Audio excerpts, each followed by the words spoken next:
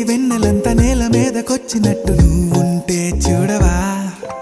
మంచువాన నన్ను ముంచెనంట, వాన విల్లు మీద ఇల్లు కట్టెనెవ్వరంట. ఈ లోకమంతా నిన్ను చూసినంట, ఏ దిష్టి నిన్ను తాకకుండా ఇంటిలోన దాచుకుంటా. రంగు రంగు కారు నుండి తొంగి తొంగి ఒక్కసారి